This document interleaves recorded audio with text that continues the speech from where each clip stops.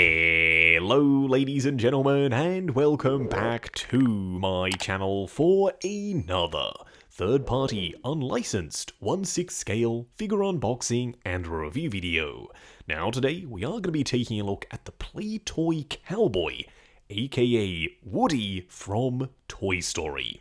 Now this isn't your regular old run-of-the-mill Woody, this is a slightly more realistic version, fingers crossed, to go alongside the Hot Toys buzz from Lightyear. Now I got mine from Comic Sanctorum, but do bear in mind this is a third-party unlicensed unofficial product.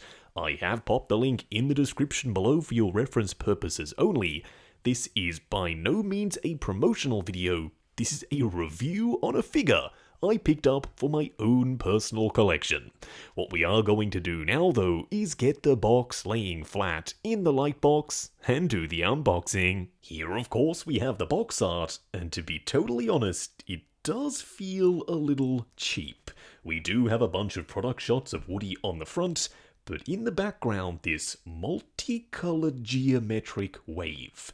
Now for me, that doesn't really have any significance whatsoever and has nothing to do with Toy Story or Woody. On the side of the box you have Cowboy, a Play Toy logo front and center on the back, plus some warnings down below. You also have a bunch of images of the head sculpt showcasing the moving eyes. Now I know, this head sculpt isn't for everyone, and I've seen some very negative reactions online. But I personally still wanted to get it in hand and form my own opinion. As for Woody himself, interestingly enough, he does come packaged without his boots on. First in-hand impressions are actually relatively positive. What we are going to do now though is get all of his accessories laid out in the light box and take a closer look at everything he comes with. Here we have all the parts and pieces, and unfortunately we don't get a display base. I was really hoping for one, but at the end of the day, I guess that's something I can sort out a little bit later. Now he does come with his signature hat, which looks very good. It's cast in a more sturdy style rubbery plastic. The string around the edges is real string, and it is fully painted. I thought this was just going to be cast in brown, that absolutely is the easy way out, but as you can see, there is a wash down in all that leather grain, and some lighter brown underneath. Because this is cast in such a firm plastic though, I am worried about scratching up the paint on his hair when we slide this on the head sculpt. More on that though, a little bit later on. I'm still not entirely sure why his boots are packaged separately, and don't worry, we will by all means be popping them on the figure. I'm pretty sure it's so you can check there's no snakes inside. As you can see, we're in the clear. They are a pleathery style fabric, of course in a nice brown. You do have a fully sculpted sole, and the spurs can spin, and they are real metal. They're also painted really nicely in a metallic gold. I am curious as to what you think of the boots though. Would you have preferred sculpted plastic with a split cut boot design?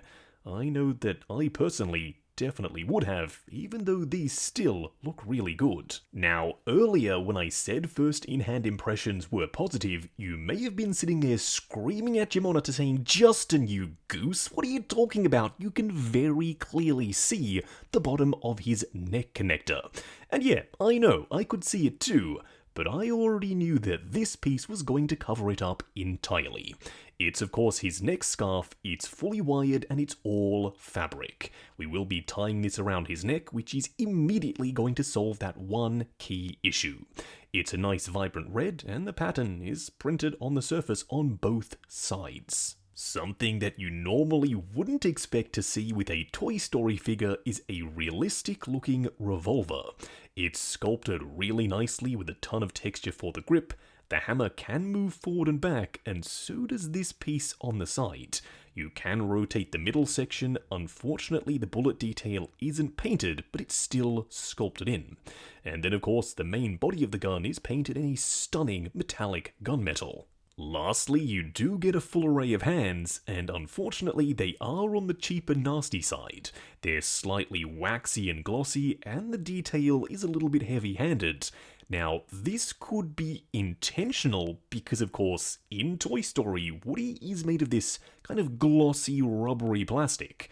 So maybe this is a callback to that. At the very least, you do have some skin texture and vein work on the surface. What we are going to do now, though, is get Woody himself out here and take a closer look. Here we have him standing straight up and down in the light box, no crazy poses or accessories or anything like that. And this figure is going to go down one of two ways. You're either going to love it, or you are absolutely going to loathe it. And I totally understand. This isn't for everyone. But it definitely is for me. I'm a huge Toy Story fan. I grew up watching it on VHS multiple times. In fact, I probably watched it so many times that I wore out the tape. So it's kind of fitting that we now have a high-end version of Woody. All the details are there, the colors are on point, and the body is suitably tall and lanky. But it's the head sculpt that's going to be the most divisive. What we are going to do now, though, is take him off the rotating turntable, punch in, and take a closer look at the details. Here we have him up close and personal. Now, going into this, I was really excited. It's been a long time since I've looked at anything Toy Story, and never anything quite like this. Starting off with his head sculpt, I can understand why it's controversial, but for me, it gets the job done. That very clearly is Woody. It's a very goofy smile exposing his top row of teeth and a super glossy wet tongue, and then one eyebrow is raised. Now, would I have preferred a second head sculpt without the eyebrow raised? Yeah, that would have been my preference, but this one still definitely works. Now, you can adjust the eyes and move them around. You simply take off his hairpiece, and then you have two ball joints around the back. We will be adjusting his eyes and trying out a couple of different looks a little bit later on in the video. Now, I am worried that over time putting on and off his hat a bunch of times will scuff up his hair, but for now, it hasn't happened. I also like the size and paintwork on his eyes. They are rather large and very Pixar.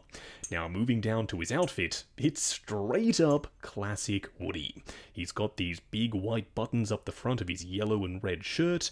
I do have his neck scarf fully tied around his neck, and as promised, that neck joint is no longer visible. He does have a sheriff badge on one side of his cow print vest, and on the back, he even has a little metal ring. Now, unfortunately, you can't actually pull it, and he doesn't say anything, but that is a very nice throwback. Now, coming down to his belt, he does have the accurate Woody belt buckle done in a nice metallic gold. The belt itself is all pleather, and yes, you do have a holster on one side with the red gem. It does have the little tassels and this ribbon piece up front, plus you can store the pistol inside, which leaves the top section, the wooden grip, fully exposed. Coming down to the jeans, there's the yellow stitching, and they do have some acid wash above the knees. The jeans look great. I highly doubt they're real denim, but once again, they get the job done perfectly fine. Coming down to the boots, they are all pleather, and unfortunately, they do like to sag down. Would I have preferred sculpted plastic, as I said in the accessory segment? Yes, absolutely. But this way they are fully seamless, yet still allow a decent level of articulation. They don't look too big or too small, they're perfectly sized to the body. Plus, because the spurs are real metal, they do add some weight, so he is nice and planted. But at the end of the day, it's all down to you. If this head sculpt for Woody doesn't work for you, I totally understand. But for me, yeah, I'm starting to really like it. Now for a quick side-by-side comparison, I didn't really know who to compare him with because Hot Toys Buzz isn't out yet, so I decided to go with the classic suit Spidey. The reason I picked him is because he is another childhood classic, and as you can see, Woody is really, really tall. I don't know if he's supposed to be this tall, but he's a realistic figure based off a toy from an animated movie, so I guess there's no real way of knowing how tall he's supposed to actually be. Nevertheless, he does tower over Spidey, which does lead me to believe the size difference between Woody and Buzz when he eventually comes out should be something similar to this if Buzz is indeed a regular 1/6 scale figure. Just going over articulation. Now bear in mind this is my personal copy of the figure, so I'm going to be a little bit more careful. I'm sure when you get yours in hand, you can push the joints slightly further than I am willing to go. Now, starting off with the head sculpt, there is a ball joint at the base of the neck. Looking forward and back, swivel and pivot side to side. The arms will go up to there, they will go forward and back, butterfly joint at the shoulder that also hinges up and down. Swivel at the bicep, double bend at the elbow that does get you past 90, and then of course a regular 1/6 scale wrist peg. The torso will crunch forward and back, swivel and pivot side to side.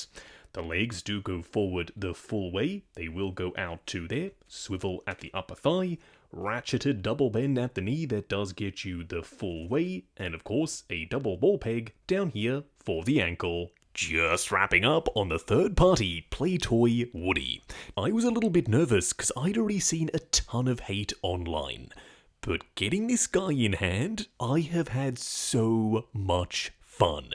And for me, that's what it's all about. Yes, the head sculpt is a little bit polarizing, but when you get the eyes in the right position and pop the hat on, I think it's a darn good realistic Woody. The skin texture, the paint applications, and the very large Pixar style eyes, yeah, it checks my boxes.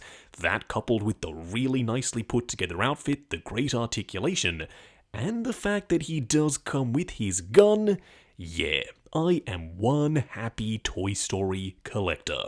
I personally could not be more excited to get the Buzz in from the Lightyear film, because I think they are going to pair up perfectly. The only annoying thing is that you don't get a display base, and also I guess that the hands are super hard to swap. But at the end of the day, those are two very minor things. Now, I did get mine from Comic Sanctorum, but do bear in mind, this is third party, it's unlicensed, it's an unofficial product. I have popped the link in the description below for your reference purposes only. This is not a promotional video, this is a review on a figure I picked up for my own personal collection. While you're down there, why not hit that subscribe and bell notification icon, plus the join button for more info on Justin's Collection Plus, if you like the sound of seeing your name in the end credits of my reviews. Like, comment and subscribe, and we'll catch you in the next video.